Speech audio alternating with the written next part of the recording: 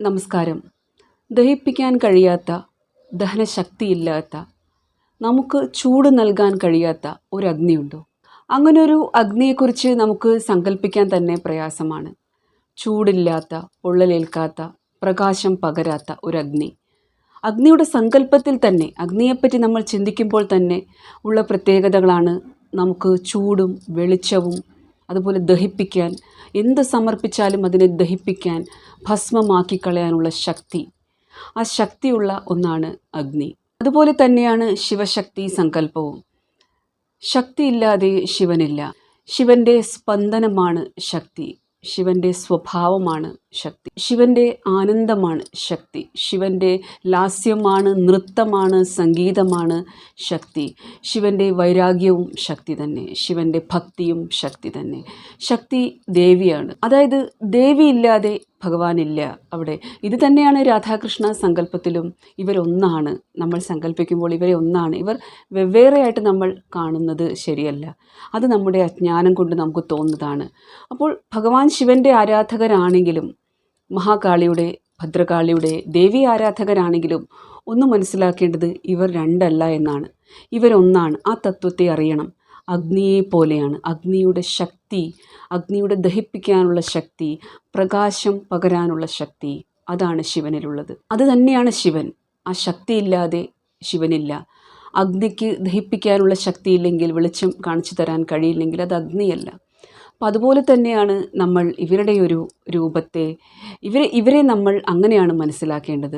ഇതൊരു ചെറിയ കഥയിലൂടെ പറഞ്ഞു തരാൻ ശ്രമിക്കുകയാണെങ്കിൽ, പരബ്രഹ്മത്തിൽ വിശ്വസിച്ചിരുന്ന ശങ്കരാചാര്യർ ഒരു തവണ അദ്ദേഹത്തിന് അതികഠിനമായ പനി വന്ന് ഗംഗാ തടത്തിൽ വിശ്രമിക്കുമ്പോൾ, അതായത് സ്നാനം ചെയ്യാൻ കഴിയാതെ അദ്ദേഹം അവശനായി കിടക്കുന്ന ഒരു അവസരത്തിൽ അദ്ദേഹം ഒരു ചിലങ്കയുടെ ശബ്ദം കേൾക്കുകയുണ്ടായി. ആ സമയത്ത് അവിടെ ദേവിയാണ് വന്നത്. ഒരു സ്ത്രീ ശബ്ദം മാത്രമേ, അനങ്ങാൻ കഴിയാത്ത, ശക്തിയില്ലാതെ കിടക്കുന്ന ശങ്കരാചാര്യർക്ക് ഈ ഒരു ശബ്ദം മാത്രമേ കേൾക്കാൻ കഴിഞ്ഞുള്ളൂ. അപ്പോൾ ദേവി പറയുകയാണ്, ഒന്ന് മാറിത്തരുമോ എൻ്റെ വഴിയിൽ നിന്ന്. അപ്പോൾ അനങ്ങാൻ കഴിയുന്നില്ല ശങ്കരാചാര്യർക്ക്. എങ്ങനെ? ശക്തിഹീനനാണ്, ബലമില്ല എന്നതാണ്. അപ്പോൾ ആ ദേവിയോട് തന്നെ ശങ്കരാചാര്യർ ചോദിക്കുന്നു, ഒരല്പം ജലം തരാമോ?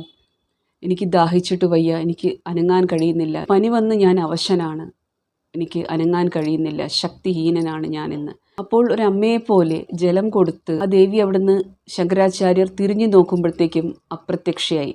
പക്ഷെ അപ്രത്യക്ഷയാകുന്നതിന് മുന്നേ ദേവി പറയുന്നു ശങ്കരാചാര്യരോട്, ശക്തിയില്ലാതെ ശിവൻ ശവമാണ്, ഒന്ന് അനങ്ങാൻ പോലും കഴിയില്ല. ശിവൻ്റെ സ്വഭാവവും സ്പന്ദനവും ശക്തിയും എല്ലാം ഞാനാണ്, ഞങ്ങളൊന്നാണ്. ഇത് വെവ്വേറെ ആണ് അങ്ങ് കാണുന്നത്. അപ്പോൾ അത് മനസ്സിലാക്കി കൊടുക്കാനാണ് അന്ന് ദേവി അവിടെ വന്നതും, ഇതുപോലെ പനി പിടിച്ച് കിടക്കാനുള്ളൊരു കാരണവും. അങ്ങനെ പനി പിടിച്ച് കിടക്കാനുള്ള കാരണം എന്നത് അവിടെയുള്ള ശക്തി ഉപാസകരുമായിട്ട് ചർച്ചയ്ക്ക് വന്നിരിക്കുകയായിരുന്നു ശങ്കരാചാര്യർ. അപ്പോൾ സംസാരത്തിനിടയിൽ, ഈ ഒരു ശക്തിയെ പറ്റിയുള്ള പരാമർശത്തിനിടയിൽ ഇവർ തമ്മിൽ കുറച്ച് സംസാരമൊക്കെ ഉണ്ടായി. അങ്ങനെ ഈ ഒരു താന്ത്രിക് ഉപാസകന്മാർ കുറച്ചൊരു ശപിക്കുന്നത് പോലെ ഈ ശങ്കരാചാര്യർക്ക്. അങ്ങനെയാണ് പനി വരാൻ കാരണം. അവർ ഒരു തരത്തിൽ ശപിച്ചു എന്ന് തന്നെ പറയാം. അപ്പോൾ അങ്ങനെയാണ് ഈ ഒരു അനുഭവം വന്നത്. പക്ഷേ പരമഭക്തനായിട്ടുള്ള, അദ്വൈതവാദിയായിട്ടുള്ള ശങ്കരാചാര്യർക്ക് ദേവി സ്വയം വന്ന് ഞങ്ങൾ ഒന്നാണ് എന്നുള്ള തത്വം, ഞങ്ങൾ രണ്ടല്ല, ഞങ്ങൾ ഒന്നാണ് എന്നുള്ള തത്വം മനസ്സിലാക്കി കൊടുക്കുകയും അതിനുശേഷം അദ്ദേഹം ദേവിയെ പ്രകീർത്തിച്ച് സ്തോത്രങ്ങളൊക്കെ എഴുതിയിട്ടുമുണ്ട്. അപ്പോൾ പറഞ്ഞു വരുന്നത്, നമ്മുടെ മനസ്സിലും ഈ ശിവശക്തി ആരാധന എന്ന് പറയുമ്പോൾ, നമ്മൾ ദേവി ആരാധകരാകുമ്പോഴും ശിവാരാധകരാകുമ്പോഴും നമ്മൾ ഒന്ന് മനസ്സിലാക്കേണ്ടത് ഇവരൊന്നാണ് എന്നുള്ള കാര്യമാണ്. ഇവർ വെവ്വേറെ കാണരുത് ഉദ്ദേശിക്കുന്നത്. അവരുടെ കൂടെ, അമ്മയുടെ കൂടെ എപ്പോഴും ശിവനുണ്ട്. ഇവർ വെവ്വേറെയല്ല. ദേവി ആരാധകരെ സംബന്ധിച്ചിടത്തോളം, കാളി ആരാധകരെ സംബന്ധിച്ചിടത്തോളം, ഇവിടെ നമുക്ക് ദ്വാദശ കാളിമാരെ പറ്റി, ദേവിയുടെ 12 കാളി രൂപങ്ങളെപ്പറ്റി നമുക്ക് ചെറുതായിട്ടൊക്കെ അവിടെ ഇവിടെ നിന്നൊക്കെ വായിച്ചിട്ടുള്ള അറിവുകളുണ്ടാകും. ഈ കാളി രൂപത്തെ നമ്മൾ പറയുമ്പോൾ നമുക്കൊന്നറിയാം, ഭഗവാൻ ശിവൻ ദേവിയുടെ കാലിൻ്റെ ചുവട്ടിലാണ്, കോപം ശമിപ്പിക്കാനായിട്ട് കിടക്കുകയാണ്. ദേവി അണിഞ്ഞിരിക്കുന്നത്, അതായത് വയറിന് ചുറ്റും ദേവി അണിഞ്ഞിരിക്കുന്നത് കൈകൾ കൊണ്ടുള്ളൊരു മാലയാണ്. ആ മാല കൊണ്ടാണ് മറച്ചിരിക്കുന്നത്. എന്താണ് മറച്ചിരിക്കുന്നത്? ജനനേന്ദ്രിയം മറച്ചിരിക്കുന്നു. തലയോട്ടിയുടെ മാല അണിഞ്ഞിരിക്കുന്നു. കാൽക്കീഴിൽ ഭഗവാൻ ശിവനും, അതുപോലെ കയ്യിൽ തൂക്കിപ്പിടിച്ച ശിരസും. അപ്പോൾ ദേവിയുടെ ഈ ഒരു രൂപം നമ്മളെ ഓർമ്മിപ്പിക്കുന്നത്, ഞാൻ കഴിഞ്ഞ വീഡിയോയിലും പറഞ്ഞിരുന്നു, നമ്മുടെ അഹങ്കാരമാണ് ആ ശിരസ് എന്നത്. പിന്നെ ഒന്ന്, നമ്മുടെ ഒരു കാലസംഘർഷിണി എന്ന് പറയുമ്പോൾ, കാലം എന്നത് കാലമാണ്. ജ്യോതിഷത്തിൽ നമ്മൾ ശനിയാണെന്ന് പറയും. അഡീഷണലി ഒരു കാര്യം പറയുകയാണെങ്കിൽ, ശനിയുടെ എല്ലാ പീഡകൾക്കും, ശനി നമുക്ക് കൊണ്ടുതരുന്ന പീഡകൾ ശമിപ്പിക്കാനായിട്ട് കാളി ആരാധന അത്യുത്തമമാണ്. പക്ഷെ അത് ചെയ്യുമ്പോൾ ഒരുപാട് അതിൻ്റെ കൂടെ സൈഡ് ഇഫക്ട്സും ഉണ്ടാകും. വീഡിയോയിൽ ഉൾക്കൊള്ളിക്കാൻ പറ്റുമോ എന്നറിയില്ല. പക്ഷെ ഇപ്പോൾ അമ്മയിൽ തന്നെ കോൺസെൻട്രേറ്റ് ചെയ്യാം. പറഞ്ഞു വരുന്നത് ദേവിയുടെ ഈ ഒരു രൂപത്തെ പറ്റി. അപ്പോൾ ശരീരം മറച്ചിരിക്കുകയാണ് ആ മാല കൊണ്ടും കൈകൾ കൊണ്ടും. ദേവിയുടെ വയറ് മറച്ചിരിക്കുകയാണ്, ജനനേന്ദ്രിയം മറച്ചിരിക്കുകയാണ്. ദേവിയുടെ പേര് കാളിയാണ്. അതിനെ നമുക്ക് കാലമായിട്ട് കാണാം, സമയമായിട്ട് കാണാം. കാൽക്കീഴിലുള്ളത് കാലം തന്നെയാണ്, ശിവനാണ്. ശിവൻ കാലമാണ്, സമയമാണ്. അപ്പോൾ ആ കാലത്തെ നിയന്ത്രിക്കാൻ കഴിയുള്ളത് മഹാകാളി, കാലസംഘർഷിണി, സംഹാര രൂപമാണ്. അപ്പോൾ ഈ ദേവിയൊക്കെ ആരാധിക്കുമ്പോൾ സൂക്ഷിക്കണം. ഇവിടെ ഈ ഒരു രൂപം പ്രതീകാത്മകമായി നമുക്ക് പറഞ്ഞു തരുന്നത്, നമ്മളെല്ലാം ചെയ്യുന്നത് നമ്മുടെ വയറിനും ഇന്ദ്രിയ സുഖങ്ങൾക്ക് വേണ്ടിയാണ്. നമ്മൾ ജോലിക്ക് പോകുന്നത്, നമ്മൾ പറയില്ലേ വയറ്റിപ്പിഴപ്പാണെന്ന്. ആഹാരം കഴിക്കണം, വീട് നോക്കണം, കുടുംബം നോക്കണം. അതുപോലെ തന്നെ ജനനേന്ദ്രിയം, വിവാഹം കഴിക്കുന്നു, കുടുംബജീവിതം, സന്താനോൽപത്തി, പിന്നെ കാമവാസനകൾ, ഇതിനെല്ലാമാണ് ഒളിപ്പിച്ചിരിക്കുന്നത് കൈകൾ കൊണ്ട്. കൈ എന്തിനാണ് സൂചിപ്പിക്കുന്നത്? പല കർമ്മങ്ങളും നമ്മൾ ചെയ്യുന്നത് കൈകൊണ്ടാണ്. നമ്മുടെ ഡെയിലി റുട്ടീൻ എന്നത് കൈകൊണ്ടാണ് ചെയ്യുന്നത്.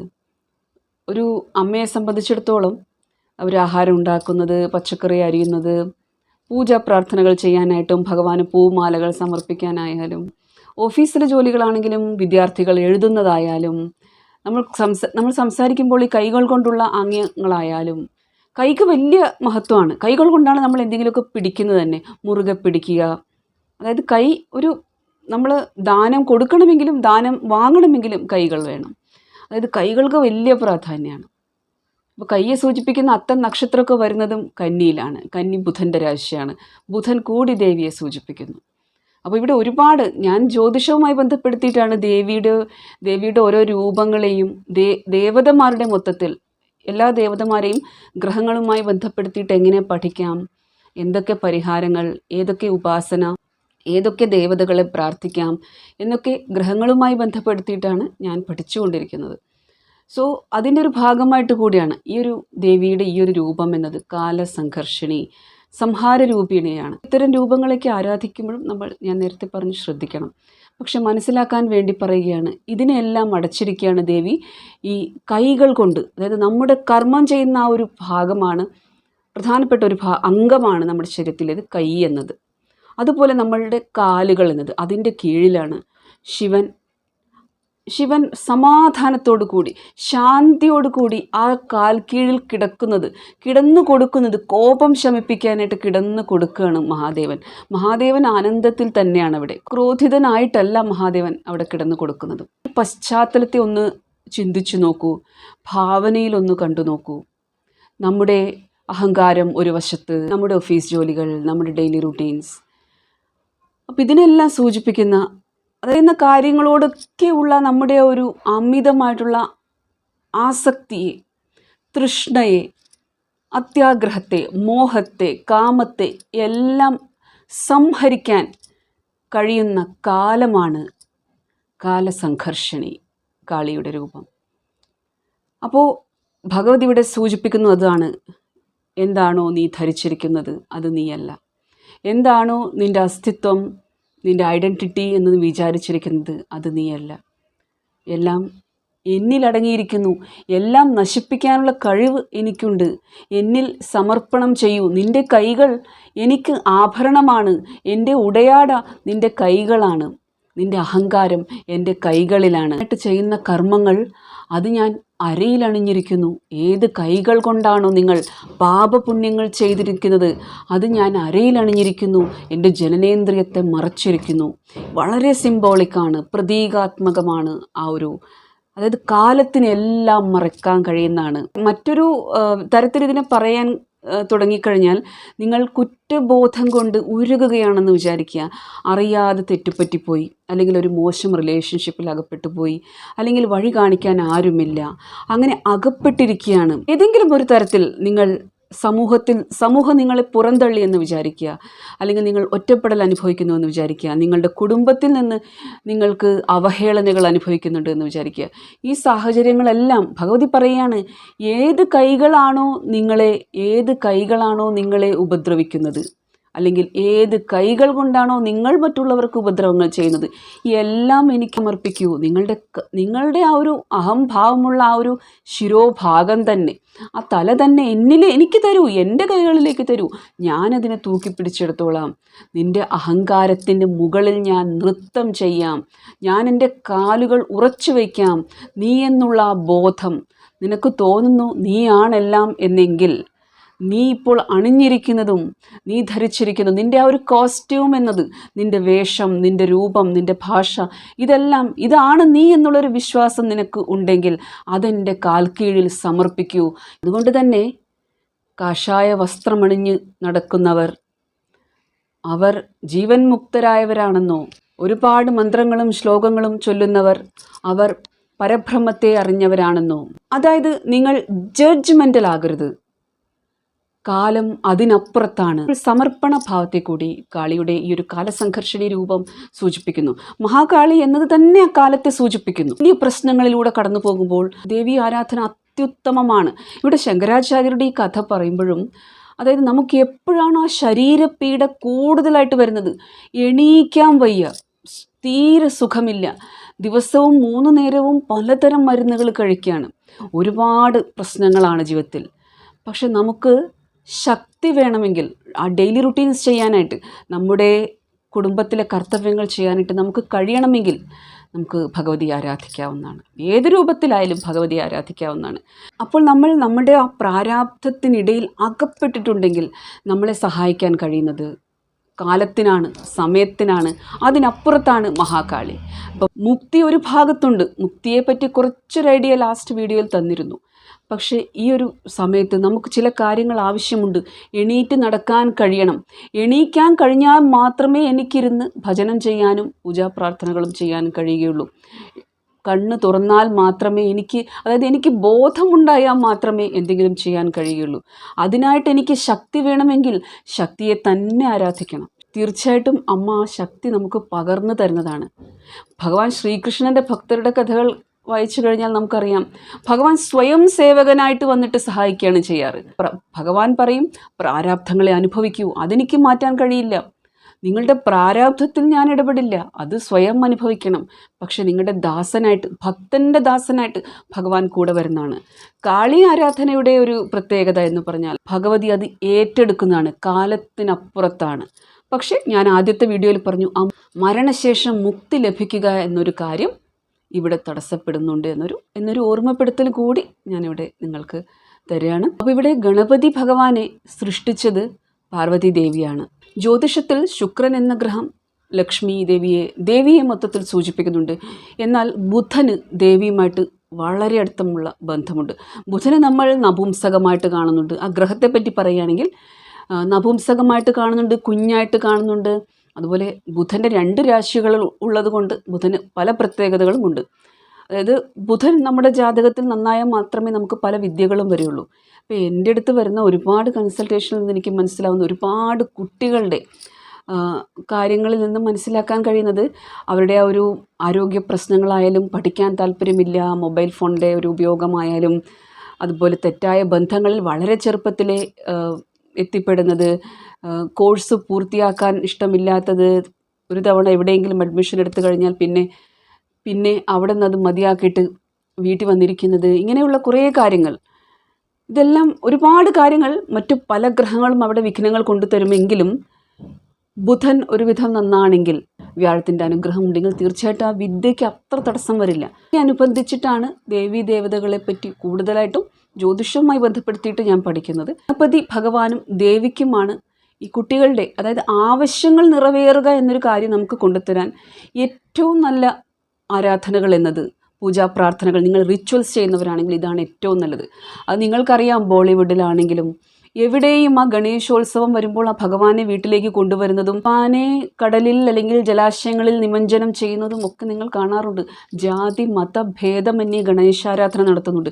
ഈ ഗണേശാരാധന നടത്തുന്നതിൻ്റെ പ്രധാനപ്പെട്ട ഉദ്ദേശം എന്നത് വളരെ പെട്ടെന്ന് പ്രസാദിച്ച് നമ്മുടെ ആവശ്യങ്ങൾ നിറവേറ്റി തരികയും നമുക്ക് ലക്ഷൂറിയസ് ആയിട്ടുള്ള ലൈഫ് കൊണ്ടുതരാനും പ്രശസ്തി, പേര്, വിദ്യ, അതുപോലെ പബ്ലിക് സപ്പോർട്ട് ഇതെല്ലാം കൊണ്ടുതരാനും ഗണപതി ഭഗവാന് കഴിയുന്നത് കൊണ്ടും വിഘ്നങ്ങളെ അകറ്റാൻ കഴിവുള്ളത് കൊണ്ടും ആണ് ഗണേശാരാധനയ്ക്ക് വളരെ പ്രശസ്തി ഉള്ളത്. ഗണപതി ഭഗവാനെ ഈ ദേവി സൃഷ്ടിച്ചു കഴിഞ്ഞപ്പോൾ അവിടെ ഉണ്ടായ കഥ നമുക്കറിയാം. ദേവി കുളിക്കാനായി പോകുമ്പോൾ ഭഗവാനെ കാവലിനായിട്ട് നിർത്തിയതും ഭഗവാൻ ശിവൻ വന്നപ്പോൾ അകത്ത് കയറാൻ സമ്മതിച്ചിട്ടില്ല ഗണപതി ഭഗവാൻ. അങ്ങനെ അവർ തമ്മിലൊരു ചെറിയ ഏറ്റുമുട്ടലുണ്ടായതും ഗണപതി ഭഗവാന്റെ തല അറുത്ത് മാറ്റിയതും പിന്നീട് ആനയുടെ ശിരസ് അവിടെ സ്ഥാപിച്ചതും അങ്ങനൊരു കഥ നമുക്കറിയാമല്ലോ. ഇത് തന്നെ ഒരു സിംബോളിക്കാണ്. നമ്മുടെ അഹങ്കാരം നീക്കിക്കളഞ്ഞാൽ മാത്രമേ ഈ ഒരു ഗണപതി ഭഗവാൻ പ്രസാദിക്കുകയുമുള്ളൂ. നമ്മുടെ തലയാണ് നമ്മുടെ ആ ഒരു അഹങ്കാരത്തിന് കാരണം. ഞാനെന്നുള്ള ഒരു ബോധം എന്നത് നിങ്ങൾ എങ്ങനെ ഇരുന്നാലും ഒരുപോലെ ആയിരിക്കണം. മറ്റുള്ളവർ എന്ത് പറയുന്നു എന്നതിനെ പറ്റി നിങ്ങൾ ചിന്തിക്കാൻ പാടില്ല. ഗണപതിയുടെ ആരാധന മുഖ്യമായിട്ടും കേതുവിൻ്റെ ഒരു ബുദ്ധിമുട്ട് അനുഭവപ്പെടുന്നുണ്ടെങ്കിൽ കേതു തീർച്ചയായിട്ടും പാസ്റ്റ് ലൈഫിലെ കർമ്മഫലങ്ങളാണ് കൊണ്ടുതരുന്നത്. അത് മാറ്റാൻ കഴിയാത്ത കർമ്മഫലങ്ങളാണ്. തീർച്ചയായിട്ടും പ്രാരാബ്ധം എന്നത് ഹെവി പ്രാരാബ്ധത്തെയാണ് കാണിക്കുന്നത്, രാഹു കേതുക്കൾ. അതിൽ കേതു എന്നത് ആ പാസ്റ്റ് ലൈഫിലെ കാര്യങ്ങൾ പെട്ടെന്ന് മുന്നിലോട്ട് കൊണ്ടിടും. അതായത് നിങ്ങൾക്ക് പെട്ടെന്നൊരു പോസ്റ്റ് ലഭിക്കുമ്പോഴായിരിക്കും പെട്ടെന്ന് വലിയ എന്തെങ്കിലും ഒരു പ്രശ്നം വരുന്നത് കേതുവിൻ്റെ ദശകളിൽ, കേതുവിൻ്റെ നക്ഷത്രങ്ങളിൽ ജനിച്ചവർ, ബുധനും കേതുവും ഒരുമിച്ചിരിക്കുമ്പോൾ, ബുധൻ്റെ രാശികളിൽ കേതു ഉണ്ടാകുമ്പോൾ, ബുധൻ്റെ നക്ഷത്രങ്ങളിൽ കേതു ഇരിക്കുമ്പോൾ, കേതുവിൻ്റെ നക്ഷത്രത്തിൽ ബുധൻ ഇരിക്കുമ്പോൾ, ഇവർ തമ്മിൽ പരിവർത്തനം വരുമ്പോൾ പലതരത്തിലും ഒരുപാട് ആസ്പെക്ട്സ് ഉണ്ട്. എല്ലാം ഇപ്പോൾ പറഞ്ഞ് തീർക്കാൻ കഴിയില്ല. അപ്പോഴൊക്കെ ഈ ഗണപതിയുടെ ആരാധന ആദ്യം ചെയ്യുന്നത് നിങ്ങൾക്ക് മെറ്റീരിയൽ സക്സസ് കൊണ്ടുതരും. അപ്പോൾ ഭൗതികമായിട്ടുള്ള മുന്നേറ്റത്തിനും ഗണപതി ആരാധന ഒരുപാട് നല്ലതാണ്. എല്ലാവർക്കും അറിയാവുന്ന കാര്യമാണ് ആ ഒരു വിഘ്നം അകറ്റുക എന്നത്. പക്ഷേ ആധ്യാത്മികമായിട്ടുള്ള കാര്യം പറയുകയാണെങ്കിൽ ആധ്യാത്മിക പുരോഗതിക്കും ഭഗവാനെ ആരാധിക്കുക. ഗണപതിയെ നിങ്ങൾ ആധ്യാത്മിക പുരോഗതിക്ക് വേണ്ടിയിട്ടാണ്, ഒറ്റ ദൈവം എന്നുള്ള ഒരു കൺസെപ്റ്റിലാണ് നിങ്ങൾ ഇരിക്കുന്നത്. ഞാൻ ഈ ജന്മത്തിൽ ഗണപതി ഭഗവാനെ മാത്രമേ ആരാധിക്കുകയുള്ളൂ. എൻ്റെ ഇഷ്ടദൈവം ഗണപതിയാണ്. ആ ഭഗവാനിലേക്ക് എത്തിച്ചേരുക എന്നതും അദ്ദേഹവുമായി താതാത്മ്യം പ്രാപിക്കുക എന്നതുമാണ് എൻ്റെ ജീവിത ലക്ഷ്യം എന്നത്. മറ്റെല്ലാം എനിക്ക് പിന്നീടാണ്. ഭഗവാൻ ഒന്നേയുള്ളൂ, അത് ഗണപതി ഭഗവാനാണ് എന്ന് വിചാരിച്ചിരിക്കുന്ന ഒരു ഭക്തനോ ഭക്തയോ ആണ് നിങ്ങളെങ്കിൽ ആ മോക്ഷം എന്നത് തരാൻ എൻ്റെ ഗണപതി ഭഗവാനും കഴിയുമെന്നുള്ള ഉറച്ച വിശ്വാസം നിങ്ങൾക്കുണ്ടെങ്കിൽ തീർച്ചയായിട്ടും ഗണപതി അഥർവശീർഷം ഡെയിലി വായിക്കാം. മനസ്സിലാക്കുക, ഗണപതി ഭഗവാന്റെ വളരെ സൗമ്യമായിട്ടുള്ള രൂപങ്ങളെ മാത്രമേ ആരാധിക്കാവൂ. ഈ ആരാധന, അതായത് വീട്ടിൽ മൂർത്തി വെച്ച് പൂജിക്കുമ്പോഴും ഫോട്ടോ വെച്ച് പൂജിക്കുമ്പോഴും, ഫോട്ടോ ആണ് എപ്പോഴും അഭികാമ്യമായിട്ടുള്ളത്. മൂർത്തിയെ വെച്ച് പൂജിക്കുമ്പോൾ എപ്പോഴും ഭഗവാന് നിവേദിക്കണം. നമ്മുടെ വീട്ടിലായാലും നിവേദിക്കാം, നമുക്ക് അതിന് കുഴപ്പമൊന്നുമില്ല. പക്ഷെ അത് മുടങ്ങാതെ നമ്മൾ ചെയ്യണം. അറ്റ്ലീസ്റ്റ് രാവിലെയെങ്കിലും എന്തെങ്കിലും ഒരു പ്രസാദം നമ്മൾ നിവേദിക്കണം. അതുപോലെ സേവിക്കണം. ദിവസേന അദ്ദേഹത്തിന് ഉടയാടകൾ, ഉടുപ്പുകൾ, മാല, അങ്ങനെയുള്ള ആഭരണങ്ങളൊക്കെ ഉണ്ടാവുമല്ലോ. ഈ സേവ ചെയ്യുന്നവർക്ക് എല്ലാം ഉണ്ടാവും അവരുടെ വീട്ടിൽ. അവരുടെ ഭഗവാൻ അണിയാനുള്ള വസ്ത്രങ്ങൾ, മാലയുണ്ടാകും, അതുപോലെ സിന്ദൂരം, മഞ്ഞൾ ഇതൊക്കെ തൊട്ട് കൊടുക്കുക, പൂമാലകൾ അർപ്പിക്കുക, കാൽപാദങ്ങളിൽ പൂക്കൾ അർപ്പിക്കുക, ഇങ്ങനെയുള്ള എല്ലാ കാര്യവും ചെയ്യും. ഇപ്പോൾ പായസം ഉണ്ടാക്കി കൊടുക്കുക, ലഡ്ഡു സമർപ്പിക്കുക. അതായത് ഗണപതി അഥർവശീർഷമൊക്കെ നിങ്ങൾ ഡെയിലി വായിച്ചിട്ട് ഭഗവാൻ ഇതുപോലെ നിവേദ്യങ്ങളും കാര്യങ്ങളും ഒക്കെ ഭക്തിയോടെ അർപ്പിച്ചിട്ട് ഭഗവാന് വേണ്ടി സമയം കണ്ടെത്താൻ നിങ്ങൾ ശ്രമിക്കുന്നുണ്ടെങ്കിൽ തീർച്ചയായിട്ടും എല്ലാ വിഘ്നബാധകളും, അതുപോലെ നമ്മുടെ ജോലിയിലെ പ്രൊമോഷനായാലും, പേര്, പ്രശസ്തി, ധനലാഭം, ഇങ്ങനെയുള്ള കാര്യങ്ങളായാലും, വിദ്യ ആയാലും, സന്താനങ്ങളിൽ നിന്നുള്ള സുഖമായാലും എല്ലാം ഭഗവാൻ കൊണ്ടുതരുന്നതാണ്. ക്ഷിപ്രപ്രസാദിയാണ്. പക്ഷേ സൗമ്യ രൂപങ്ങളെ മാത്രമേ നമ്മൾ പൂജിക്കാവൂ. കഴിയുന്നത് ഫോട്ടോയാണ് നല്ലത്. കാരണം നമുക്ക് മുടങ്ങിപ്പോയാലും പ്രശ്നമില്ല. മൂർത്തികളാവുമ്പോൾ അതിൻ്റെ വഴിക്ക് നമ്മൾ കാണേണ്ടതുണ്ട്. ഭഗവാൻ ശ്രീകൃഷ്ണൻ്റെ മൂർത്തിയുണ്ട്, നേരത്തെ നമ്മൾ ഇങ്ങനെയൊന്നും ചെയ്യുന്നില്ല എന്ന് പറഞ്ഞാൽ അതിന് കുഴപ്പമൊന്നുമില്ല. പക്ഷേ ഇത്തരം ഉദ്ദേശങ്ങൾ നിങ്ങളുടെ മനസ്സിലുണ്ടെങ്കിൽ, എനിക്ക് പേരും പ്രശസ്തിയും വിദ്യാലാഭവും സന്താനങ്ങളിൽ നിന്നുള്ള സുഖവും എല്ലാം വേണമെന്ന് ഒരുപാട് ആഗ്രഹം വെച്ച് നിങ്ങൾ ചെയ്യുന്നുണ്ടെങ്കിൽ അത് അതുപോലെ ചെയ്യണമെന്നാണ് പറഞ്ഞു വരുന്നത്. എപ്പോഴും ഭക്തിക്ക് ഏറ്റവും തടസ്സമാകുന്നത് ആഗ്രഹങ്ങൾ തന്നെയാണ്. ആഗ്രഹത്തോടു കൂടി ഒരു കാര്യം നിങ്ങൾ ചെയ്യാൻ തുടങ്ങും. ആഗ്രഹം കഴിഞ്ഞാൽ പതിയെ പതിയെ നമ്മൾ ആ ഭഗവാനോട് നമ്മൾ എന്താണോ ചെയ്തു വന്നത് അത് മറന്നു പോകും. ആദ്യമൊക്കെ ചെയ്യുമായിരിക്കും, പിന്നെ അത് നമ്മുടെ തിരക്കിൽ നമ്മളത് മറന്നു പോകും, വിട്ടുപോകും. പക്ഷെ അതിൻ്റേതായിട്ടുള്ള ദോഷവശങ്ങളുണ്ട്. കാരണം അവർ അങ്ങനെ ഒരു വെറുതെയുള്ള കളിപ്പാട്ടം പോലെയല്ല, നിങ്ങൾ ഈ കാണുന്നത് പോലുള്ളൊരു വെറും ഒരു മൂർത്തിയല്ല. അവർ യഥാർത്ഥത്തിലുള്ളതാണ്. അവർ സ്വയമാണ് ആ മൂർത്തിയിലുള്ളത്. അതുകൊണ്ട് നമ്മൾ കാര്യം കഴിഞ്ഞ് ഇവരെ മറക്കുമ്പോൾ അത് പലതരത്തിലും പ്രശ്നങ്ങൾ ഉണ്ടാക്കും. അപ്പം മറക്കാറുണ്ട് ആൾക്കാർ. പറഞ്ഞ പ്രാർത്ഥനകൾ, വഴിപാടുകൾ മറക്കാറുണ്ട്, അറിയാതെ മറന്നു പോകാറുണ്ട് ജീവിതത്തിൻ്റെ തിരക്കിൽ. അപ്പോൾ അത് ഭക്തിക്ക് തടസ്സമായിട്ടുള്ളത് ആഗ്രഹങ്ങൾ തന്നെയാണ്. ഭക്തി എന്നത് യഥാർത്ഥത്തിൽ ഒന്നുകിൽ ഒരു കുഞ്ഞിനെ പറ്റി അതിൻ്റെ അമ്മ എപ്പോഴും എൻ്റെ മോനിപ്പോൾ എന്തെടുക്കുന്നുണ്ടാവും ചിന്തിക്കുകയാണ്, അമ്മ ചിന്തിക്കുകയാണ്, എൻ്റെ മോനിപ്പോൾ സ്കൂളിൽ പോയിട്ട് എന്ത് ചെയ്യുന്നുണ്ടാകും, അയ്യോ ഇത്ര നേരം ഞാൻ ഇതുവരെ അവനെ പിരിഞ്ഞിടുന്നിട്ടില്ലല്ലോ. എപ്പോഴും സദാസമയവും ആ കുഞ്ഞിനെപ്പറ്റി ചിന്തിക്കുകയാണ്. കുഞ്ഞ് ആദ്യമായിട്ട് സ്കൂളിൽ പോയപ്പോൾ അവനെപ്പറ്റി ചിന്തിച്ചു കൊണ്ടിരിക്കുകയാണ്. കഴിച്ചിട്ടുണ്ടാവുമോ, വിശക്കുന്നുണ്ടാവുമോ, ആരെങ്കിലും എന്തെങ്കിലും ഉപദ്രവിച്ചിട്ടുണ്ടാവുമോ, ടീച്ചർ നന്നായിട്ട് ശ്രദ്ധിക്കുന്നുണ്ടാവില്ലേ. ധ്യാനമാണത്. അമ്മ കുഞ്ഞിനെപ്പറ്റി ചിന്തിക്കുന്നു എന്നത് അവിടെ എന്താണ്? അതാണ് ധ്യാനം. ധ്യാനത്തിൽ എന്താണുള്ളത്? എപ്പോഴും മകനെ പറ്റിയുള്ള ചിന്തയാണ്. അതുപോലെ ഒരു പ്രണയിനിയെപ്പറ്റി, ഒരു കാമുകൻ ചിന്തിക്കുകയാണ്. അതായത് വളരെയധികം ഡീപ്പായിട്ട് ആ ഒരു വ്യക്തിയെപ്പറ്റി, ആ വ്യക്തി അണിഞ്ഞിരിക്കുന്ന വസ്ത്രങ്ങളെപ്പറ്റി അങ്ങനെ ചിന്തിക്കുകയാണ്. ഒരു ഭക്തൻ സദാസമയവും ധ്യാനത്തിൽ ഇതുപോലെ ആയിരിക്കണം, സദാസമയവും അവൻ്റെ ധ്യാനത്തിലുണ്ടായിരിക്കും. അപ്പോൾ ചിലപ്പോൾ നിങ്ങൾക്ക് ആ ഭക്തിയുടെ പരമോന്നതമായിട്ടുള്ളൊരു ലെവലിലെത്തുമ്പോൾ നിങ്ങൾ എവിടെയെങ്കിലും ഇരിക്കുകയൊക്കെ ചെയ്യുമ്പോൾ നിങ്ങൾക്ക് കണ്ണീര് വരും. നിങ്ങൾ ആ ഒരു വേറൊരു ലെവലിൽ പോയിട്ട് നിങ്ങൾക്കൊരു പ്രത്യേക ആനന്ദം അനുഭവിച്ചറിയാൻ കഴിയും. ഇതിന് ഈ ഒരു അവസ്ഥ വേണമെങ്കിൽ നിങ്ങളിങ്ങനെ വാട്സപ്പിലും സമൂഹ മാധ്യമങ്ങളിലും ഒരുപാട് ഫ്രണ്ട് സർക്കിൾ, അതുപോലെ ഈ ഭക്തിയുടെ പേരിൽ തന്നെ ഒരുപാട് ആൾക്കാരുടെ കൂട്ടത്തിലൊക്കെ ഇരുന്ന് പല കാര്യങ്ങളും ചർച്ച ചെയ്യുന്നവർ, മറ്റു പല കാര്യങ്ങളും ചർച്ച ചെയ്യുന്ന ഇതൊക്കെ ആകുമ്പോൾ ഈ ഒരു ഭഗവാനുമായിട്ട് താതാത്മ്യം പ്രാപിക്കാനുള്ള, അതായത് ഒരു പ്രണയിനിയെപ്പറ്റി സദാസമയവും ചിന്തിക്കുന്ന ഒരു കാമുകനെ പോലെ, കുഞ്ഞിനെ പറ്റി എപ്പോഴും ചിന്തിക്കുന്ന ഒരു അമ്മയെപ്പോലെ, ധ്യാനത്തിൽ എൻ്റെ ഇഷ്ടദൈവമാണ്, ആരാധ്യ ദൈവമാണ്, ആ ഒരു ചിന്ത അങ്ങനെ ഒരു ചിന്ത വരുന്നില്ലെങ്കിൽ നിങ്ങൾക്ക് യഥാർത്ഥത്തിൽ ആ ഭക്തിയുടെ ആനന്ദം എന്നത്, പരമാനന്ദം എന്ന് പറയാം, ആ ലെവലിലേക്ക് നിങ്ങൾ എത്തിച്ചേർന്നില്ല. നിങ്ങൾ ആരാധ്യനുമായിട്ട് ഒന്നുചേരാൻ ശ്രമിക്കുന്നില്ല. അപ്പോൾ ധ്യാനം എന്നത് തന്നെ ഇതാണ്, അവരുമായിട്ട് ഒന്നുചേരുന്നതിനെ പറ്റി. മറ്റൊരു തരത്തിൽ നിങ്ങളുടെ ആരാധ്യ ദൈവത്തെ, ശിവശക്തിയെ, ശ്രീകൃഷ്ണനെ, ഗണപതി ഭഗവാനെ നിങ്ങൾ ആരാധിക്കുമ്പോൾ തീർച്ചയായിട്ടും നിങ്ങൾ ആ ഒരു ലെവലിൽ എത്തിച്ചേരുമ്പോൾ അവരുമായിട്ട് നിങ്ങൾ ഒന്നാവുകയാണ്. ഇത് തന്നെയാണ് ശിവശക്തി സങ്കല്പവും, നമ്മൾ ഒന്നാണ് എന്നുള്ള സങ്കല്പം. എല്ലാ തത്വങ്ങളും ആത്യന്തികമായിട്ട് നമ്മളതിനെ ശരിയായ രീതിയിൽ മനസ്സിലാക്കാൻ ശ്രമിച്ചു കഴിഞ്ഞാൽ തീർച്ചയായിട്ടും അത് ഒന്ന് തന്നെയാണ്. ആ ഒരു പ്രയത്നമാണ് നമ്മൾ വേണ്ടത്. അത് ഒറ്റ ജന്മം കൊണ്ട് സാധിച്ചു എന്ന് വരില്ല. അനേകം ജന്മങ്ങളിലൂടെ നമ്മൾ ആ ഒരു ശക്തിയുമായി താതാത്മ്യം പ്രാപിക്കാനുള്ള ഒരു ശ്രമം നമ്മുടെ ഭാഗത്ത് നിന്ന് നമ്മൾ നടത്തിക്കൊണ്ട് വരുമ്പോൾ നമ്മൾ മോക്ഷത്തിലേക്ക് നയിക്കപ്പെടുകയാണ്. അവിടെയാണ് ഞാൻ ആദ്യത്തെ വീഡിയോയിൽ പറഞ്ഞത്, ഓരോ ദേവതയും നിങ്ങൾക്ക് ഓരോ ദശാകാലങ്ങൾ എന്ന് പറയുമ്പോൾ ഓരോ ഗ്രഹത്തിൻ്റെയും അന്തർദശകളിൽ വരുന്ന ഗ്രഹങ്ങൾ. ഇപ്പോൾ വ്യാഴത്തിൽ ശനി വരുമ്പോൾ, വ്യാഴത്തിൽ കേതു വരുമ്പോൾ, അങ്ങനെ ഓരോ ഗ്രഹത്തിൻ്റെയും അന്തർദശകളിൽ ആ ഗ്രഹത്തെ സൂചിപ്പിക്കുന്ന ചില ദേവതകൾ, ആ ഗ്രഹങ്ങൾ ഏത് രാശിയിലിരിക്കുന്നു, ആ രാശ്യാധിപൻ ഏത് നക്ഷത്രത്തിലാണ് ഇരിക്കുന്നത്, ഇവർ തമ്മിലുള്ളൊരു കോമ്പിനേഷൻ മനസ്സിലാക്കി കഴിഞ്ഞാൽ ആ ദേവതയ്ക്ക് നിങ്ങളെ മോക്ഷത്തിലേക്ക്, മുക്തിയിലേക്ക് നയിക്കാൻ കഴിയുമെന്ന് പറയുമ്പോൾ അത് ഈ ജന്മത്തിൽ പൂർത്തീകരിക്കപ്പെടണമെന്നില്ല, വരുന്ന ജന്മങ്ങളിലായിരിക്കും. പറഞ്ഞു വരുന്നത് ഗണപതി ഭഗവാനെ കുറിച്ചാണ്.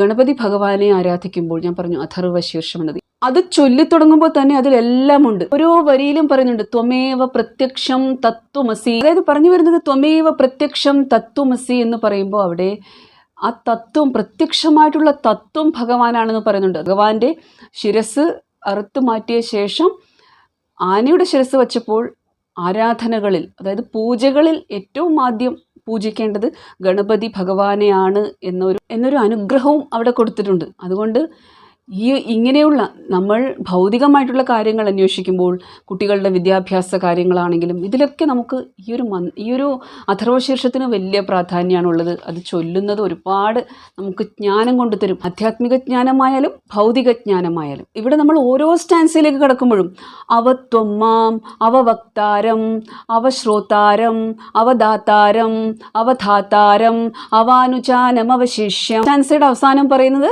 സർവതോ മാം പാഹി പാഹി സമം താത്. മുഴുവനായിട്ടും നമുക്ക് ഒരുപാട് സമയമെടുക്കും എന്നാണ് ഇടയ്ക്കെന്ന് പറയുന്നത്. ഭഗവാൻ എന്നെയും രക്ഷിക്കുന്നു, ഇത് ചൊല്ലുന്ന ആളെ രക്ഷിക്കുന്നു, ഇത് കേൾക്കുന്ന ആളെ രക്ഷിക്കുന്നു, എല്ലാ ദിശകളിൽ നിന്ന് എന്നെ രക്ഷിക്കുന്നു, സദാസമയവും എല്ലാ ഭാഗത്തു നിന്നും എല്ലാ തരത്തിലും എന്നെ രക്ഷിക്കുന്നത് ഭഗവാനാണ്. അപ്പോൾ ഭഗവാനെ പ്രീതിപ്പെടുത്താനായിട്ട് ഇത്രയും നല്ലതായിട്ട് വേറൊന്നില്ല. ഗണപതി അഥർവശീർഷം ചൊല്ലുന്നത് നല്ലതാണ്. അപ്പോൾ അതല്ലാതെ പറയുകയാണെങ്കിൽ ആധ്യാത്മിക പുരോഗതിക്ക് വളരെയധികം സ്പിരിച്വലി എൻലൈറ്റൻഡ് ആകണം എന്ന് ആഗ്രഹമുള്ളവർക്ക്, ഗണപതി ഭഗവാന് എന്നെ ഉയർത്താൻ കഴിയുമെന്ന് വിശ്വസിക്കുന്നവർക്ക് ഇതിൽ തന്നെ ഈ ഗണപതി അഥർവശീർഷത്തിൽ തന്നെ പറയുന്നുണ്ട്. ത്വം ഗുണത്രയാതീതഃ ത്വം അവസ്ഥാത്രയാതീതഃ ത്വം ദേഹത്രയാതീതഃ ത്വം കാലത്രയാതീതഃ ത്വം മൂലാധാരസ്ഥിതോസി നിത്യം ത്വം ശക്തിത്രയാത്മകഃ മാം യോഗിനോ ധ്യായന്തി നിത്യം ത്വം ബ്രഹ്മ ത്വം വിഷ്ണുസ്ത്വം ത്വം രുദ്രസ്ത്വം ഇന്ദ്രസ്ത്വം അഗ്നിസ്ത്വം വായുസ്ത്വം സൂര്യസ്ത്വം ചന്ദ്രമാസ്ത്വം ബ്രഹ്മഭൂർഭുവസ്വരോ ഗണാദി പൂർവമുച്ചാര്യ വർണ്ണാദി തദനന്തരം അനുസ്വാര പരതരഃ അർത്ഥേന്ദുലസിതം താരേണ രുദ്ധം ഏതത്തവ മനുസ്വരൂപം എന്ന് പറയുന്നുണ്ട്. ഭഗവാൻ ഗുണത്രയാതീതഃ, ഇത് സത്വരജോ തമോ ഗുണങ്ങൾക്കും അതീതനാണ് ഭഗവാൻ എന്നത്. കാലത്രയാതീതഃ, സമയത്തിനും അപ്പുറത്താണ്. ഭൂതം ഭാവി പാസ്റ്റ് പ്രസൻറ്റ് ഫ്യൂച്ചർ എന്ന കാര്യങ്ങൾക്കും അപ്പുറത്താണ്. അതായത് ഭഗവാനെ സ്തുതിക്കുന്ന ഈ അഥർവശീർഷത്തിൽ എല്ലാം അടങ്ങിയിട്ടുണ്ട്. ഇവിടെ കോൺഷ്യസ് മൈൻഡിനും അപ്പുറത്താണ്. കൊണ്ടുകൂടിയാണ് ഞാൻ നേരത്തെ പറഞ്ഞത് ബുധനെ പറ്റി നമ്മൾ ചിന്തിക്കുമ്പോൾ ഗണപതിയെ പറ്റി ചിന്തിക്കുന്നുണ്ട്. കാരണം ബുദ്ധി വികസിപ്പിക്കാൻ കൂടി ഗണപതി ഭഗവാന്റെ അനുഗ്രഹം വേണം. അപ്പോൾ സംസാരിക്കാൻ ബുദ്ധിമുട്ടുള്ള കുട്ടികൾ, പഠിക്കാൻ ബുദ്ധിമുട്ടുള്ള കുട്ടികൾ, ഭഗവാൻ ഇവിടെ പറയുന്നത് രജോ തമോ ഗുണങ്ങൾക്കും കാലങ്ങൾക്കും നിങ്ങളുടെ കോൺഷ്യസ് മൈൻഡിനും നിങ്ങളുടെ ചിന്തകൾക്കും അതിൻ്റെ അപ്പുറത്താണ് ഭഗവാൻ എന്നത് ഈ ഒരു അഥർവശീർഷത്തിൽ പറയുന്നുണ്ട്. ഇതിനെല്ലാം അപ്പുറത്താണെന്നത്. എവിടെയാണ് സ്ഥിതി ചെയ്യുന്നത്? നമ്മുടെ മൂലാധാര ചക്രത്തിലാണ് സ്ഥിതി ചെയ്യുന്നത്. അതായത് ത്വം മൂലാധാര സ്ഥിതോസി നിത്യം. യോഗിക് പ്രാക്ടീസസിൽ നമ്മുടെ മൂലാധാരത്തിലാണ് കുണ്ടലിനി എനർജി ഉള്ളത്. ഇതിനെ അപ്ലിഫ്റ്റ് ചെയ്യുന്ന ഒരു പ്രക്രിയയും കാര്യങ്ങളെയൊക്കെ പറ്റി യോഗയിലാണെങ്കിലും മറ്റ് ധ്യാന മെഡിറ്റേഷനൊക്കെ പഠിക്കുന്നവരും ഒക്കെ ഇതിനെപ്പറ്റി കേൾക്കുന്നുണ്ടാകും. ഇവിടെ ഗണപതി ഭഗവാന്റെ ആരാധകർക്ക് മറ്റൊന്നും വേണ്ട. ത്വം മൂലാധാര സ്ഥിതോസി നിത്യം. അപ്പോൾ ഇവിടുത്തെ ദേവിയുടെ സ്ഥാനവും പറഞ്ഞിരിക്കുന്നത് മൂലാധാരത്തിലാണ്. സഹസ്രാര ചക്രത്തിൽ ഭഗവാൻ ശിവന്റെ സ്ഥാനം പറയുന്നുണ്ടെങ്കിലും ദേവിയുടെ അനുഗ്രഹം ഉണ്ടെങ്കിലാണ് നമുക്ക് ഇത്തരം കാര്യങ്ങൾ പഠിക്കാൻ കഴിയുന്നതും നമ്മുടെ ബുദ്ധിയെ നമുക്ക് സ്റ്റെബിലിറ്റി കൊണ്ടുവന്ന് കാമക്രോധ മോഹങ്ങളിൽ നിന്ന് മുക്തമായിട്ടുള്ള ഒരവസ്ഥയിലേക്ക് വന്ന് ചേർന്ന് നമ്മുടെ സഹസ്രാര ചക്രത്തിലുള്ള ശിവനുമായി യോജിക്കാൻ കഴിയുന്നത്. ഇത് നമുക്ക് ഈ പറയുന്ന മെഡിറ്റേഷൻ പ്രാക്ടീസ് ഇല്ലാതെ നിഷ്കളങ്കമായിട്ടുള്ള ഭക്തിയിലൂടെയും ഈ ഒരു അവസ്ഥയെ പരമാനന്ദത്തെ പ്രാപിക്കാൻ കഴിയുന്നതാണ്. അതാണ് ഞാൻ ആദ്യത്തെ വീഡിയോയിൽ പറയുന്നത്. ഓരോരുത്തർക്കും ഓരോ മാർഗമാണ്. ഓരോരുത്തരുടെയും പൂർവ്വജന്മ സംസ്കാരം ഓരോ തരത്തിലാണ്. പക്ഷേ പലരും വളരെയധികം ഭക്തന്മാരായിട്ട് മാറുന്നുമുണ്ട്. എങ്ങനെ ഇതിൽ നിന്നും ഉച്ച അവസ്ഥയിലേക്ക്, ഉയർന്ന അവസ്ഥയിലേക്ക് പോകാം എന്നുള്ളത് ഒരു സമയത്ത് ഒരിടത്തെത്തുമ്പോൾ നമ്മൾ കൺഫ്യൂഷനിലകപ്പെട്ടു പോകാറുണ്ട്. അപ്പോൾ അതിനാണ് നമുക്ക് ആ ബുദ്ധിയുടെ, നമ്മുടെ ദേവി നമ്മുടെ ബുദ്ധി തന്നെയാണ്. നമ്മുടെ ബുദ്ധിയാണ് നമ്മുടെ കോൺഷ്യസ്നെസ്സിനോട് ആ ചോദ്യങ്ങൾ ചോദിക്കുന്നത്. കോൺഷ്യസ്നെസ് എന്നത് ശിവനാണ്. ഇവിടെ നമുക്കറിയാം എപ്പോഴും ദേവിയാണ് ഭഗവാനോട് സംശയങ്ങൾ ചോദിക്കുന്നത്. അധ്യാത്മ രാമായണം എടുത്തു നോക്കിക്കഴിഞ്ഞാലും അവിടെ ഉമാമഹേശ്വര സംവാദമായിട്ടാണ് അധ്യാത്മ രാമായണം എഴുതിയിരിക്കുന്നത്. അതുപോലെ ശിവപാർവതി സംവാദങ്ങളിലൂടെ തന്നെയാണ് നമ്മളെല്ലാ അറിവുകളും നേടിയതും. ഇതിൽ ഭഗവാൻ എന്തൊക്കെ ഭൂമിയിലേക്ക് എപ്പോഴൊക്കെ എത്തണം എന്നത് നേരത്തെ നിശ്ചയിച്ചിട്ടുണ്ട്. ആരുടെയൊക്കെ കയ്യിൽ എന്തൊക്കെ വിദ്യകൾ എത്തണം എന്നത്, ആ വിദ്യ എന്നത് ദേവിയാണ്. അതുകൊണ്ടാണ് ശ്രീവിദ്യ എന്ന് പറയുന്നത്. വിദ്യ എന്ന് പറയുമ്പോൾ തന്നെ ദേവിയാണത്. ദേവിയെ തന്നെയാണ് വിദ്യയായിട്ട് പറയുന്നത്. ഗണപതി ഭഗവാനിലേക്ക് കടന്നു കഴിഞ്ഞാൽ അപ്പോൾ ഈ മൂലാധാര സ്ഥിതോസി നിത്യം എന്ന് പറയുമ്പോൾ നിങ്ങൾ ഭഗവാനെ നിരന്തരം പ്രാർത്ഥിക്കുമ്പോൾ നിങ്ങളുടെ തന്നെ കോൺഷ്യസ്നസ് നിങ്ങളെ ഉന്നതിയിലേക്ക്, ഉയർച്ചയിലേക്ക്, ആത്മജ്ഞാനത്തിലേക്ക് നയിക്കുന്നതായിരിക്കും. കാരണം ഭഗവാന്റെ സ്ഥാനം അതാണ്. പക്ഷേ ഇവിടെ എപ്പോഴും ശ്രദ്ധിക്കുക, നമ്മൾ ഭഗവാന്റെ സൗമ്യ രൂപങ്ങളെ ആരാധിക്കുക. അത് എന്താണെന്ന് പറഞ്ഞാൽ ഏത് ദേവി ദേവതമാരുടെയും സൗമ്യ രൂപങ്ങളെ ആരാധിക്കുന്നതിൻ്റെ രഹസ്യം എന്നത് അതായത് ഒരു ഫോട്ടോ, നിങ്ങളൊരു പ്രൊഫൈൽ പിക്ചർ ആണെങ്കിൽ പോലും നിങ്ങൾ ഗണപതിയുടെ ഭക്തരാണ്, ദേവി ഭക്തരാണ്, നിങ്ങൾക്ക് ആ എനർജിയെ ഹാൻഡിൽ ചെയ്യാൻ കഴിയില്ലെങ്കിൽ, കാരണം നിങ്ങൾ വിശ്വസിക്കുന്നു ഇവർ ഉണ്ട്, എന്നെക്കാളും അപ്പുറത്ത്, എന്നെക്കാളും ശക്തിയിൽ, അതായത് എൻ്റെ ചേതന തന്നെ അവരാണ്, എൻ്റെ ശക്തി. ഇന്നെനിക്ക് ശക്തിയുള്ളത് സംസാരിക്കാൻ, ഓർമ്മിക്കാൻ, കർത്തവ്യങ്ങൾ ചെയ്യാൻ എനിക്ക് ശക്തിയുള്ളത് ആ പരമമായ ശക്തിയുള്ളത് കൊണ്ടാണ്. എൻ്റെ ബുദ്ധി എന്നത് ദേവിയാണ്. ഓരോ ഭക്തനും അതുകൊണ്ട് ആ ശക്തിയെ കാണാൻ ആഗ്രഹിക്കുന്നുണ്ട്. അങ്ങനെയുള്ള ഒരു ആഗ്രഹത്തെ എപ്പോഴും അവരും പ്രതീക്ഷിക്കുന്നുണ്ട്. പക്ഷേ നമ്മളിവിടെ ബന്ധങ്ങളിൽ അകപ്പെട്ടിരിക്കുകയാണ്. അപ്പോൾ ഭക്തിയുമായിട്ട് മുന്നോട്ട് പോകുമ്പോൾ ഭക്തരാണെങ്കിൽ നിങ്ങൾക്ക് ആ ഒരു കുടുംബജീവിതം, നിങ്ങളുടെ ബന്ധങ്ങളിലുള്ള പ്രശ്നങ്ങൾ ഇത് കൂടുതലായിട്ട് കാണാം. നിങ്ങൾ വളരെയധികം ഇമോഷണലി ട്രബിൾഡ് ആകുന്നതായിരിക്കും. കാരണം ദേവതയെ നിങ്ങളുടെ എല്ലാ ബന്ധങ്ങളിലും, അതായത് ഈ മായയിലകപ്പെട്ട് എല്ലാ തരത്തിലും ഭൗതിക സുഖങ്ങൾ അനുഭവിച്ചിട്ട് അറ്റാച്ച്മെൻറ്റ്സ്, ആ ബന്ധങ്ങളാണ് മുഖ്യം എന്ന രീതിയിലിരിക്കുമ്പോൾ നമുക്ക് ദേവതമാരെ പ്രാപിക്കാൻ, അവരെ കാണാൻ കഴിയില്ല. ഇതിൽ നിന്ന് ബന്ധന വിമുക്തരാകുമ്പോഴാണ്, അത് മനസ്സുകൊണ്ടാണ്, ശരീരം കൊണ്ടല്ല. മകനെയോ മകളെയോ പിതാവിനെയോ മാതാവിനെയോ ഉപേക്ഷിക്കണമെന്നല്ല, മനസ്സുകൊണ്ട് ഏറ്റവും അധികം സ്നേഹം. ഞാൻ നേരത്തെ പറഞ്ഞു, സദാസമയവും ഒരമ്മ എൻ്റെ കുഞ്ഞ് എന്തെടുക്കുന്നുണ്ടാകും അവിടെ, എൻ്റെ കാമുകി ഇപ്പോൾ എന്ത് ചെയ്യുന്നുണ്ടാകും, അവൾ എന്തായിരിക്കും അണിഞ്ഞിരിക്കുന്നത്. അങ്ങനെ ദേവിയെക്കുറിച്ചുള്ള സങ്കല്പങ്ങൾ, ദേവിയുടെ കാൽപാദങ്ങൾ മടിയിലെടുത്ത് വെച്ച് വർണ്ണങ്ങൾ ചാർത്തി കൊടുക്കുന്നു, പാദസരം അണിഞ്ഞു കൊടുക്കുന്നു, ദേവിക്ക് സുഗന്ധം പൂശിക്കൊടുക്കുന്നു, ദേവിയെ വസ്ത്രങ്ങൾ അണിയിച്ചു കൊടുക്കുന്നു, പൂമാലകൾ സമർപ്പിക്കുന്നു. പലതരത്തിൽ നമ്മുടെ സങ്കല്പങ്ങളിൽ നമ്മുടെ ആരാധ്യ പുരുഷനായിരിക്കണം. ഭഗവാൻ ശ്രീകൃഷ്ണൻ്റെ ആരാധകരാണെങ്കിൽ ഉണ്ണിക്കണ്ണനെയാണ് ആരാധിക്കുന്നതെങ്കിൽ ഉണ്ണിക്കണ്ണൻ വരുന്നു, മടിയിലെടുത്തിരിക്കുന്നു, പാട്ട് പാടുന്നു, കീർത്തനങ്ങൾ പാടുന്നു, അല്ലെങ്കിൽ നാമം പറയുക. ഇത് മറ്റൊരു ലെവലിലുള്ള ഭക്തിയാണ്. ഇതിൻ്റെ ആനന്ദം മറ്റൊന്ന് തന്നെയാണ്. പക്ഷേ നമ്മൾ ഇവരോടടുക്കുമ്പോൾ നമ്മുടെ ബന്ധങ്ങളിൽ ചില വിള്ളലുകൾ ചില ഭാഗങ്ങളിൽ വരുന്നതായിട്ട് കാണാവുന്നതാണ്. അത് റിലേഷൻഷിപ്പിലായിരിക്കാം, സന്താനങ്ങളുമായിട്ടായിരിക്കാം. അത് പരീക്ഷണമാണ്.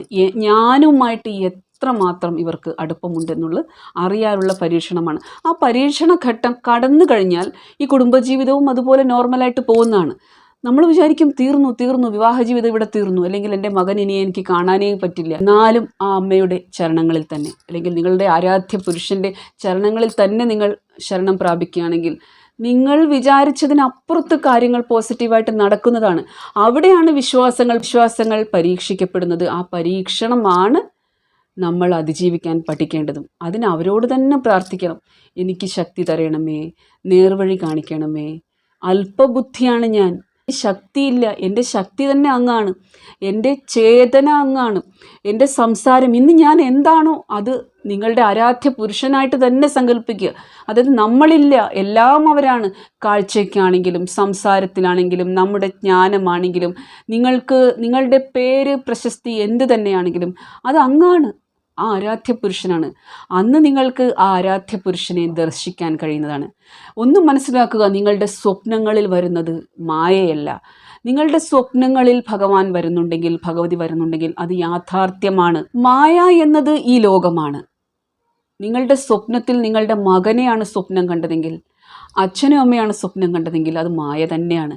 സ്വപ്നങ്ങളിൽ ഈശ്വരന്മാർ വരുമ്പോൾ, ദൈവീക സൂചനകൾ വരുമ്പോൾ, ഗണപതി ഭഗവാനായാലും ഗണപതിയുടെ ഭക്തർ ചോദിച്ചതുപോലെ അത് യാഥാർത്ഥ്യം തന്നെയാണ്. അവർ പറയുകയാണ്, ഉണ്ട്, കൂടെയുണ്ട്, ഇരത്തോടെ മുന്നോട്ട് പോയിക്കോളൂ, സർവം എന്നിൽ സമർപ്പിച്ചിട്ട് മുന്നോട്ട് പോകും.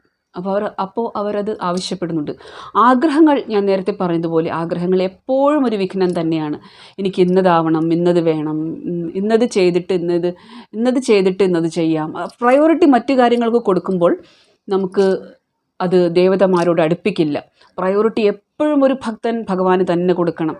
പലതരത്തിലും വിവാഹകാര്യമായാലും പലതരത്തിലും സ്വന്തം മാതാപിതാക്കളിലൂടെ പരീക്ഷിക്കും, മക്കളിലൂടെ പരീക്ഷിക്കും. ആ ബന്ധം എന്നത് ഒരു ബന്ധനമാണോ, എന്നിലേക്ക് എത്താനുള്ള ബന്ധനമാകരുത് എന്നത്. അതുപോലെ നിങ്ങൾ വിചാരിക്കുകയാണ് അമ്മയുടെ ആ ഒരു രൗദ്രഭാവത്തെ, കാളി രൂപത്തെ എനിക്ക് പേടിയില്ല, അതുകൊണ്ട് ഞാൻ അങ്ങനെയുള്ള ഒരു മൂർത്തി തന്നെ വീട്ടിൽ വെച്ച് ആരാധിക്കാം.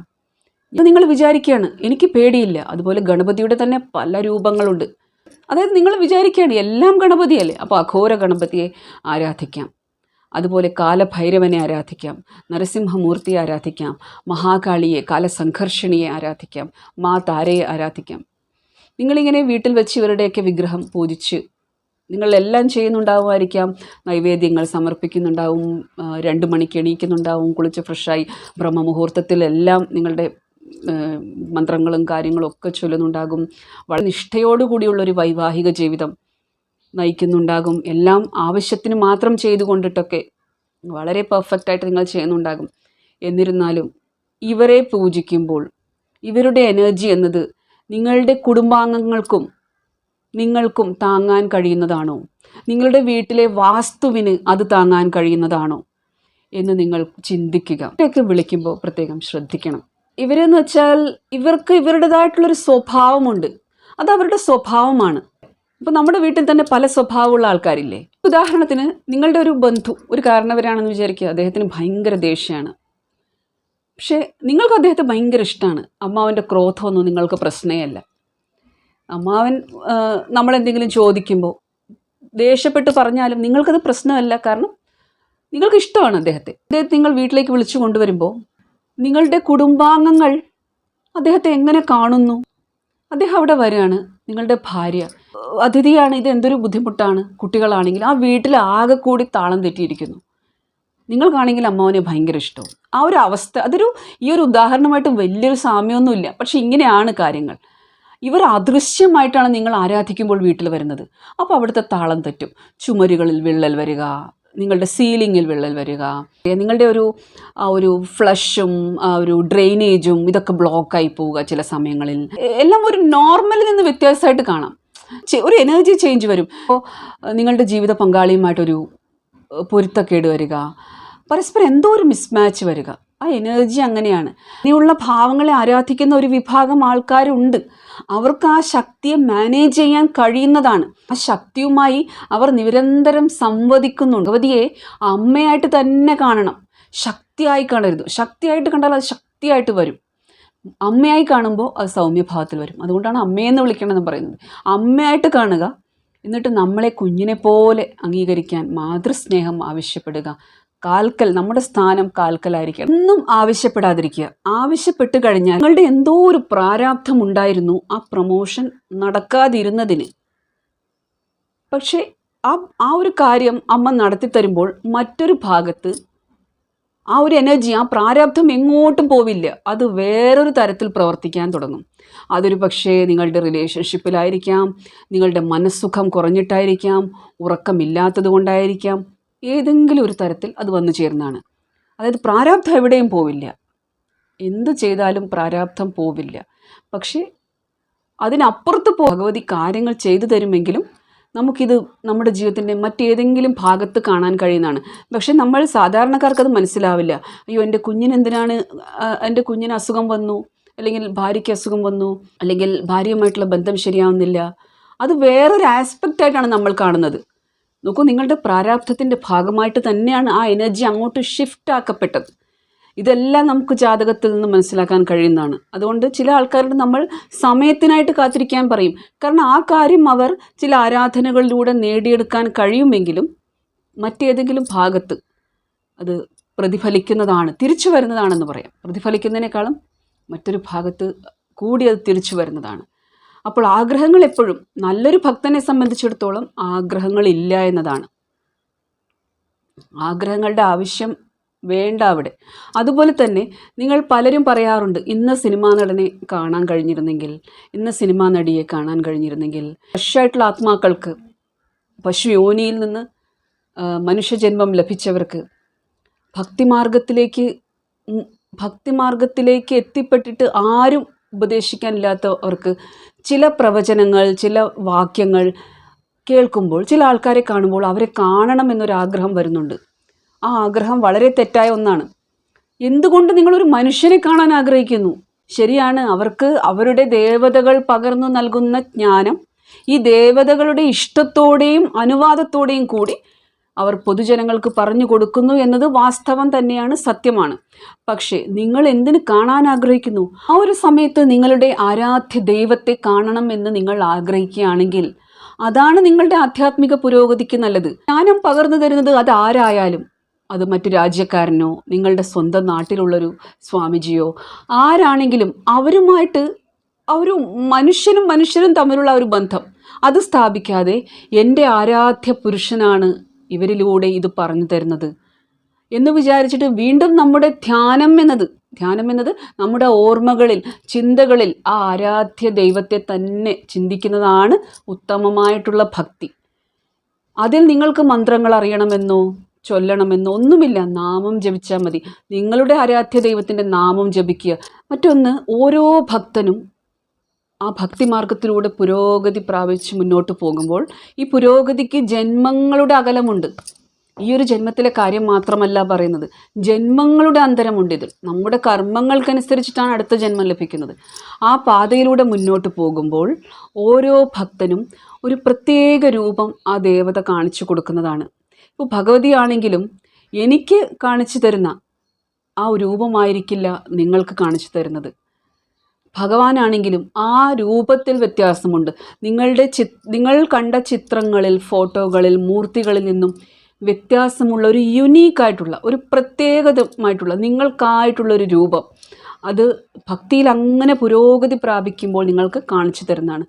ആ രൂപത്തെയാണ് പിന്നെ നിങ്ങൾ ചിന്തിച്ച് മുന്നോട്ട് പോകേണ്ടത്. ആ രൂപത്തെ തന്നെ ചിന്തിക്കണം.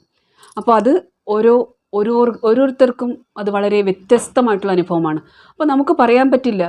അപ്പോൾ അതാണ് പറയുന്നത്, എനിക്ക് സ്വപ്നത്തിൽ ദേവി ഇങ്ങനെ ദർശനം തന്നു, ഹനുമാൻജി ഇങ്ങനെ ദർശനം തന്നു എന്ന് പറയുമ്പോൾ, ഇല്ല, ഹനുമാൻജിയുടെ കയ്യിൽ എന്ന സാധനം ഇല്ല, ഹനുമാൻജിയുടെ നിറം ഇങ്ങനെയല്ല, ഭഗവാന്റെ നിറം അങ്ങനെയല്ല എന്ന് പറയാൻ നമുക്ക് അധികാരമില്ല.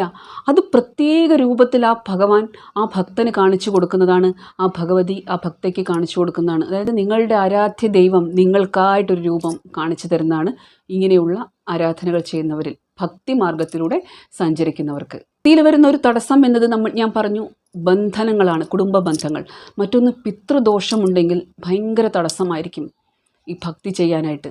പക്ഷെ തീർച്ചയായിട്ടും ഏത് തടസ്സവും ആ ഭഗവാൻ, നിങ്ങൾ ആരെയാണോ ആരാധിക്കുന്നത് അവർ തന്നെ നീക്കിത്തരും. ഇവിടെ പല പ്രശ്നങ്ങളിൽ നിന്നും നമ്മൾ ചെയ്ത ദോഷങ്ങൾ ഏത് ഗ്രഹവുമായിട്ടുള്ളതാണ്, ബന്ധപ്പെട്ടിട്ടുള്ളതാണ്. ഇതിൽ പിതൃദോഷമൊക്കെ കുറേ വിഷമാണ്.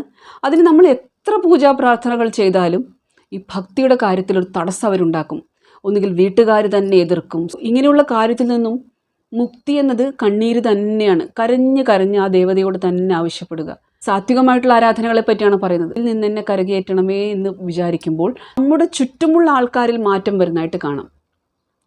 എപ്പോഴും മനസ്സിലാക്കുക, നമ്മുടെ കോൺഷ്യസ് ലെവൽ ഉയരുമ്പോൾ, നമ്മൾ കൂടുതൽ അവെയർ ആകുമ്പോൾ എന്ന് പറയാം, നമ്മൾ കൂടുതൽ നമ്മളെ അറിയാൻ തുടങ്ങുമ്പോൾ, അതായത് മറ്റൊരു തരത്തിൽ നമ്മുടെ ആരാധ്യ ദൈവം പ്രീതിപ്പെട്ട് കഴിഞ്ഞാൽ നമ്മുടെ ചുറ്റിലുമുള്ള ആൾക്കാർ മാറുന്നതായിട്ട് കാണാം. അവർക്ക് ചേഞ്ചസ് വരുന്നതായിട്ട് കാണാം. അതായത് നമ്മുടെ മാറ്റം മറ്റുള്ളവരെയും സ്വാധീനിക്കുന്നതാണ്. നമ്മൾ ഒരു മനുഷ്യൻ എന്ന നിലയിൽ ഞാൻ ഇവരെ മാറ്റിയെടുക്കും എന്ന് വിചാരിച്ചാൽ അത് നടക്കില്ല. പക്ഷെ നമ്മുടെ ദേവത വഴി നടക്കാൻ കഴിയാത്തതായിട്ട് ഒന്നുമില്ല താനും. അതൊക്കെ ഭക്തിയും ദൈവങ്ങളുമായിട്ട് ഇങ്ങനെ ഒരു ബ്ലൂടൂത്ത് കണക്ഷൻ സ്ഥാപിച്ചവർക്കും മാത്രം അറിയാൻ പറ്റുന്ന ഒരു കാര്യമാണ്. വളരെയധികം നമ്മൾ അതുപോലെ കണക്റ്റഡ് ആയിരിക്കണം. നിങ്ങളുടെ ഹെഡ്സെറ്റും നിങ്ങളുടെ ഫോണിലെ ആ ബ്ലൂടൂത്തും ഓൺ ചെയ്ത് കഴിഞ്ഞാൽ എത്ര സ്മൂത്തായിട്ടാണ് അത് വർക്ക് ചെയ്യുന്നത്. അവിടെ വിഘ്നം, ബാധ വരണമെങ്കിൽ അതിൻ്റെ ബാറ്ററി കുറയണം. അപ്പോൾ ആ ബാറ്ററി എപ്പോഴും നമ്മൾ ചാർജ് ചെയ്തുകൊണ്ടിരിക്കണം. അതിനാണ് നമ്മുടെ ജീവിതശൈലി, പ്രാർത്ഥനകൾ, നാമജപങ്ങൾ, സത്സംഗം ഇതൊക്കെ സഹായിക്കുന്നത്. ഇതൊക്കെ തുടക്കത്തിലാണ്. പക്ഷേ യഥാർത്ഥ ഭക്തി എന്നത് ഏകാന്തതയിൽ തന്നെയാണ്. നിങ്ങളുടെ റിയലൈസേഷൻ, നിങ്ങളുടെ ആരാധ്യ പുരുഷനുമായി നിങ്ങൾ ഏകത്വത്തിൽ വരുന്ന ആ ഒരു കാര്യം എന്നത് ഒറ്റയ്ക്ക് തന്നെയാണ്. എന്ന ബന്ധങ്ങൾ എന്നത് ശരിക്കും ബന്ധനം തന്നെയാണ്. യഥാർത്ഥത്തിൽ ഞാൻ എന്താണോ എൻ്റെ മാതാവ് എന്ന് വിചാരിച്ചത്, എൻ്റെ പിതാവ് എന്ന് വിചാരിച്ചത്, എൻ്റെ പുത്രി എന്ന് വിചാരിച്ചത്, എൻ്റെ ജീവിത പങ്കാളി എന്ന് വിചാരിച്ചത്, അല്ലെങ്കിൽ എൻ്റെ മേലധികാരി ഇത്രയും സേവിച്ചിട്ട് എനിക്ക് ഇന്നത് തരും എന്ന് വിചാരിച്ചിട്ട്, ഇതൊന്നുമല്ല സ്നേഹം എന്നത്. ഈ സ്നേഹം എന്നത് യഥാർത്ഥത്തിൽ നമുക്ക് തരാൻ കഴിയുന്നത് ഈശ്വരന്മാർക്ക് മാത്രമാണ്. അത് അങ്ങോട്ട് കൊടുത്താലേ ലഭിക്കുകയുള്ളൂ. അത് നിസ്വാർത്ഥമായിരിക്കണം. ഞാൻ ആദ്യം പറഞ്ഞതുപോലെ നമ്മുടെ ചിന്തകളിൽ സദാസമയവും അവരുണ്ടായിരിക്കണം. പ്രത്യേകിച്ച് എക്സ്ട്രാ ഒന്നും അനുഗ്രഹങ്ങൾ നമുക്ക് ചോദിക്കേണ്ടതായിട്ട് വരില്ല, ഓട്ടോമാറ്റിക്കലി വന്നു ചേരും. അപ്പോൾ ഇത് ഭക്തിയെപ്പറ്റി, ആരാധനകളെപ്പറ്റി കുറച്ച് കാര്യങ്ങൾ പറഞ്ഞു തരാൻ ശ്രമിച്ചിട്ടുണ്ട്. ഇവിടെ ആവർത്തിച്ച് പറയുകയാണ്, ദേവതകളുടെ സൗമ്യരൂപത്തെ ആരാധിക്കുക. അപ്പോൾ സൗമ്യരൂപത്തെ ആരാധിക്കുമ്പോൾ നമുക്ക് കുറച്ചൊക്കെ താങ്ങാൻ പറ്റും അവരുടെ ശക്തി എന്നത്. ഉഗ്രരൂപങ്ങളെ ആരാധിക്കുമ്പോൾ നമുക്ക് ആ ഒരു ഉറക്കം കുറയുക, അവരുടെ ശക്തി നമ്മളിലേക്ക് വരുമ്പോൾ നമ്മുടെ ശരീരത്തിനും കുറച്ച് വേദനയൊക്കെ ഉണ്ടാവുക, നമുക്കതിനെ താങ്ങാൻ പറ്റാതെ വരും. അപ്പോൾ കഴിയുന്നതും ശ്രദ്ധിക്കുക. പിന്നെ എല്ലാം അവരോട് അപേക്ഷിക്കുകയാണ് വേണ്ടത്, എനിക്ക് ശക്തി തരണമെന്നത്. ആദ്യം പറഞ്ഞു വന്നത് ശിവശക്തിയിൽ നിന്നാണ്. ശക്തിയാണ് എല്ലാം എന്നത്. ഭഗവാനും പറയുന്നുണ്ട്, ഭഗവാൻ ശ്രീകൃഷ്ണൻ, എല്ലാം ഞാൻ തന്നെയാണെന്നത്. ഇവരിലെ ഒരു ഏകത്വത്തെ നമ്മൾ കാണാൻ പഠിക്കുക. നമ്മൾ തമ്മിൽ കോമ്പറ്റീഷൻ വേണ്ട, ഒരു സമ്പ്രദായക്കാരും തമ്മിൽ കോമ്പറ്റീഷൻ വേണ്ട. എല്ലാവർക്കും ഇനി നിങ്ങളൊരു ശിവഭക്തൻ ദേവി ഭക്തനാണെങ്കിലും നിങ്ങൾക്ക് കാണിച്ചു തരുന്ന രൂപമല്ല ആ ഒരു കുറേ അങ്ങോട്ട് മുന്നോട്ട് പോകുമ്പോൾ നിങ്ങളുടെ കൂടെ ഭക്തി തുടങ്ങിയ മറ്റൊരു വ്യക്തിക്ക്, സത്സംഗത്തിലുള്ള മറ്റൊരു വ്യക്തിക്ക് കാണിച്ചു കൊടുക്കുന്നത്. വളരെ യുണീക്കാണ് ഇവരുടെ രൂപം എന്നത്, വളരെ യുണീക്കാണ്. അതായത് നിങ്ങളുടെ മുന്നിൽ വരുന്ന ദേവിക്കുള്ള പ്രത്യേകത എന്നത് മറ്റൊരാൾക്ക് കാണിച്ചു കൊടുക്കാത്ത രൂപമായിരിക്കും. അത് അവരുടെ പ്രത്യേകതയാണ്. അതായത് ഇതാണ് നിനക്ക് ഉള്ളത്, അത് എങ്ങനെയുള്ള രൂപമായിരിക്കും എന്നതും നമ്മൾ അവരോടുള്ള ആ ഒരു എങ്ങനെ നമ്മൾ കണക്ട് ചെയ്യുന്നു എന്നതിനനുസരിച്ചിട്ടാണ്. അപ്പോൾ സദാസമയവും ഇരിക്കുമ്പോഴും ഉണ്ണുമ്പോഴും ഉറങ്ങുമ്പോഴും എപ്പോഴും നിങ്ങളുടെ ആരാധ്യ ദൈവമായിരിക്കണം. ആ ആരാധ്യ ദൈവം അതുപോലെ അമ്മയും കുഞ്ഞും തമ്മിലുള്ള ബന്ധം പോലെ ഇതകളിൽ എപ്പോഴും അവരുണ്ടാകണം. നമ്മളുടെ കൺമുന്നിലും നമ്മൾ മറ്റൊരാളുടെ സംസാരം കേൾക്കുമ്പോഴും സംസാരിക്കുമ്പോഴും എപ്പോഴും ആ സാന്നിധ്യം നമ്മുടെ കൂടെ ഉണ്ടാകണം. അപ്പോൾ നമുക്ക് ഭയവും ഉണ്ടാകില്ല. ആരെങ്കിലും തീരെ വയ്യാതൊരു സമയത്ത് ആ ഒരു ശക്തി തരണമേ എന്ന് ഭഗവതിയോട് പറഞ്ഞു കഴിഞ്ഞാൽ അത് ലഭിക്കുന്നതാണ്. ഭഗവാൻ ശ്രീകൃഷ്ണൻ്റെ പ്രവർത്തനങ്ങൾ ഞാൻ നേരത്തെ പറഞ്ഞത് പ്രത്യേക തരത്തിലാണ്. നിങ്ങൾക്ക് വയ്യാതെ ഇരുന്നിട്ട് പോകാൻ പറ്റാത്തൊരു ഇൻ്റർവ്യൂ ആണെങ്കിൽ, ഒരു മീറ്റിംഗ് ആണെങ്കിൽ അത് മാറ്റിവെച്ചത് അദ്ദേഹം അങ്ങനെയാണ് സഹായിക്കുക. അത് മാറ്റിവെച്ച് തരും. പ്രത്യേക തരത്തിലാണ് അദ്ദേഹത്തിൻ്റെ കാര്യങ്ങൾ എന്നത്. പല തരത്തിലും, അതായത് ജ്യോതിഷം ഗ്രഹങ്ങളെയും രാശികളെയും ബന്ധപ്പെടുത്തിയിട്ട് അതിൽ ദേവതകളുടെ അനുഗ്രഹം എങ്ങനെ കാണാം, ഏതൊക്കെ രൂപത്തെ എങ്ങനെ നമുക്ക് മനസ്സിലാക്കിയെടുക്കാം എന്നതിനെപ്പറ്റി പഠിച്ച് കൊണ്ടിരിക്കുമ്പോഴാണ് എല്ലാ ദേവതകളെപ്പറ്റിയും, എല്ലാ ദേവതകളുടെ കവചങ്ങളും സ്തോത്രങ്ങളും അവരെ പ്രകീർത്തിച്ചിട്ടാണ് ഓരോ അറിവും ഓരോ ദേവതകളും കൊണ്ടുതരുന്നത്. മുഖ്യമായിട്ടും ദേവിയിൽ നിന്ന് തന്നെയാണ് നിഗൂഢജ്ഞാനങ്ങൾ, വിദ്യ വന്നത്. വിദ്യ എന്ന് പറഞ്ഞാൽ ദേവി തന്നെയാണ്. ദേവിയെ പറയുന്നത് തന്നെ വിദ്യ എന്നാണ്. അപ്പോൾ അത് വരുന്നത്, അപ്പോൾ അത് മറ്റുള്ളവർക്ക് പറഞ്ഞു കൊടുക്കുക എന്നൊരു കർമ്മം, ധാർമ്മികമായിട്ടുള്ള ഒരു കർമ്മം ഈ ജന്മത്തിൽ എനിക്കുള്ളത് കൊണ്ടാണ് ഞാനിതിവിടെ ഷെയർ ചെയ്യുന്നത്. അപ്പോൾ വീഡിയോ ഇതുവരെ കണ്ടതിന് ഒരുപാട് നന്ദിയുണ്ട്. നിങ്ങളെനിക്ക് തരുന്ന സ്നേഹത്തിനും സപ്പോർട്ടിനും ഒരുപാട് നന്ദിയുണ്ട്. ഇനിയും നിങ്ങളുടെ സഹകരണം പ്രതീക്ഷിക്കുന്നു. ചാനൽ ഇതുവരെ സബ്സ്ക്രൈബ് ചെയ്തിട്ടില്ലാത്തവരാണെങ്കിൽ ചാനൽ സബ്സ്ക്രൈബ് ചെയ്തു കാണുക. Thank you so much for watching the video. ഓം നമഃ ശിവായ.